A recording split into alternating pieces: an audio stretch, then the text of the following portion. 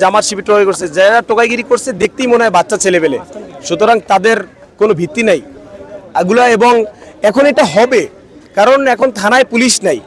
আপনার একটা মোবাইল চুরি হয়ে গেল, একজন খুন হলো, থানায় যে অভিযোগ দেবো সেই অপশনটা কিন্তু নাই।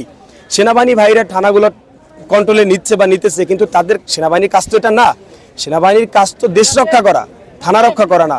এখন পুলিশ শূন্য, প্রশাসন শূন্য, এগুলো হবে। কিন্তু আমাদের এই জেনারেশন তারা ড্রোন চালাইয়া ডাকাত খুঁজে, আমাদের এই জেনারেশন তারা মাইক্রো নামাইয়া ডাকাত খুঁজে, সুতরাং এনজয় করে তারা। সুতরাং এই এখন শূন্য অবস্থায় এগুলো টুকটাক হবে এবং আস্তে আস্তে এগুলো শেষ হয়ে যাবে ইনশাআল্লাহ। মানে অজ্ঞাত যে লাশ, এই সময় এসেও কেন অজ্ঞাত ব্যক্তি পাওয়া যাবে? ডিজিটাল যুগে অজ্ঞাত পরিচয় নাই। দেখেন, যখন এরা আবু সাঈদের বুকে গুলি চালিয়েও থামাইতে পারতেছিল না, মানুষের বুকে গুলি চালিয়ে থামাইতে পারতেছিল না। আপায় বললো হেলিকপ্টার থেকে পানি দিছি, কিন্তু করছে গুলি, তা দিয়েও থামাইতে পারলো না। তারা ইন্টারনেট বন্ধ করে দিয়ে মানুষকে ধুমাইয়া মারতে থাকলো, তা দিয়েও তারা থামাইতে পারলো না। ইন্টারনেট বন্ধ করে সাংবাদিকদের বাক স্বাধীনতাকে কেড়ে নিয়া, সাংবাদিকদের ক্যামেরা বন্ধ করে সাংবাদিকদের উপরে তো হামলা হয়েছে, সাংবাদিকদেরকে বন্ধ করে তারপর তারা গণভাবে মানুষকে গুলি করছে, মারছে। এখন এইখানে এসেই তারা অজ্ঞাত লাশ টেরাকে ভৈরা গণকবর দিছে। এটা লজ্জা আমাদের জন্য।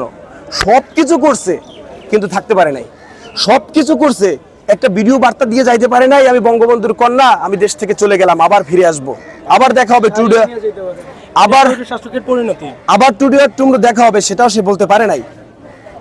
এটা মনে হয় পৃথিবীতে কোনো ইতিহাস নাই এরকম এরকম হয়েছে, এটা নাই। এর বিচারটা কি চাচ্ছেন? ফাঁসি চাই, সরাসরি ফাঁসি চাই। কিন্তু চলে গেছে, চলে গেছে মানে চলে গেছে, জানি না কি হবে, কিন্তু আমরা যে কোনো ভাবেই আমরা ফাঁসি চাই ওনার। কিন্তু এটা দ্বারা ফাঁসি হোক বা না হোক, আমি এখন যেটা বলতে চাই সেটা হচ্ছে ডক্টর ইউনূস তো আর থাকবে না সারা জীবন। ইন ফিউচার যে সরকার আসবে তার ইতিহাস জানা দরকার, তার সব জানা দরকার যে আমি যদি বাঙালির সাথে তেরামি করি, আমি যদি বাঙালির বুকে গুলি চালানোর চেষ্টা করি, এই জাতি আমাকে ছাড়বে না। এবং আমরা বিশ্বাস করি, বুকে ধারণ করি যে কোনো সরকার, আগামী সরকার এই দুঃসাহস দেখানোর শক্তি দেখাবে না।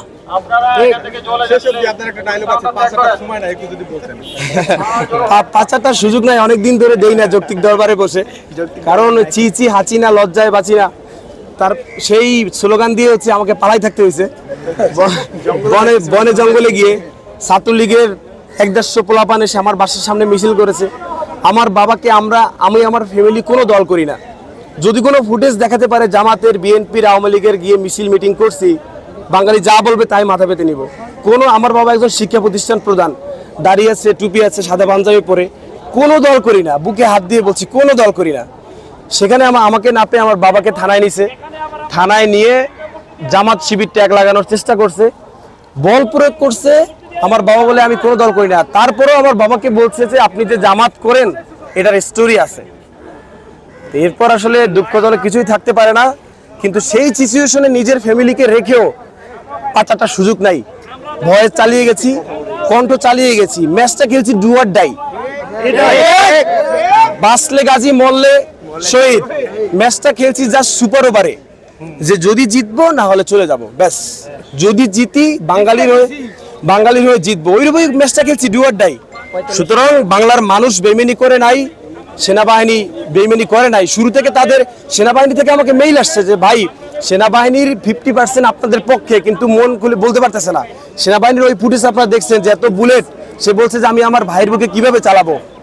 সুতরাং সবকিছু উপেক্ষা করে হাসিনা সবকিছু করছে কিন্তু থাকতে পারে নাই। আমরা স্বাধীন হয়েছি আলহামদুলিল্লাহ, আমরা আমাদের দেশকে এগিয়ে নিয়ে যাব, বাট ইন ফিউচারেও পাঁচাটার সুযোগ নাই।